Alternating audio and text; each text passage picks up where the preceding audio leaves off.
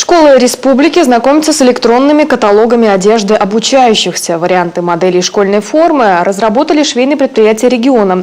Количество комплектов, размеров и информацию о цветовой гамме образовательные учреждения отправят в Министерство образования. Типовые требования к одежде школьников реализуют к новому учебному году. Анастасия Тюрнина узнала тонкости.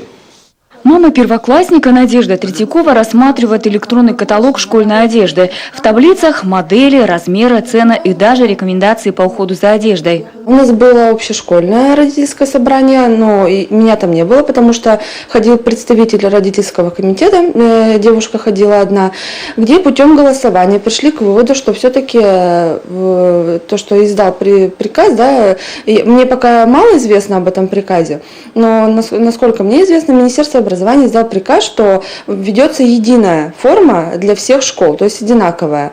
Путем голосования пришли к выводу, что большинство родителей против, то есть не желают заказывать, не желают, чтобы форма была у всех абсолютно одинаковой. Строгая, комфортная, безопасная и практичная. Такой видят школьную форму учащихся родители, педагоги и производители.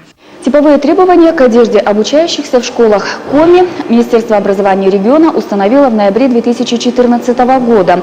Одевать в школьную форму детей будут поэтапно. В следующем году переоденут в официальный стиль учеников 1-4 классов, 5-6 по возможности. Хотя возможности такие есть, утверждают в Министерстве развития промышленности и транспорта КОМИ.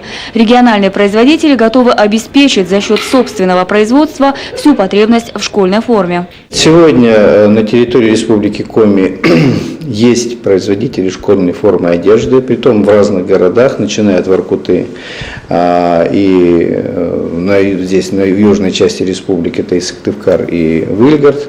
Поэтому по большому счету наши производители готовы обеспечить школьников Республики Коми формой одежды, которая была бы пошита на территории республики.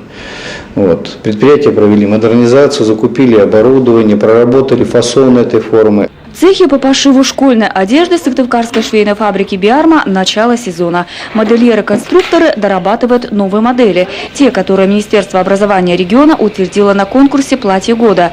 Серые и синие комплекты разбавят тканью в клетку, стильными карманами и вышивкой. Сейчас фабрика закупает ткани про запас. Материалы только сертифицированные, прочные, предназначенные для повседневной носки. Ткани будут, естественно, отечественных производителей. Основные требования – это натуральные ткани, то есть полушерстяные ткани. Минимальный размер шерсти, состава шерсти – это 20%.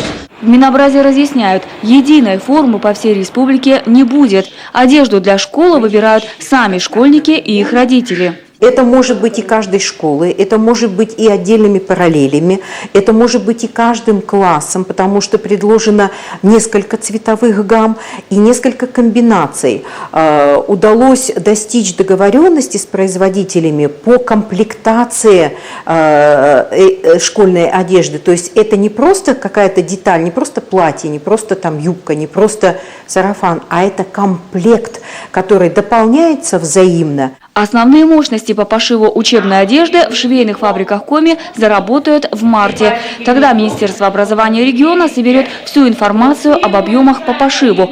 Производители составят план и возьмутся за дело. Анастасия Тюрнина, Иван Богомолов, телеканал Юрган.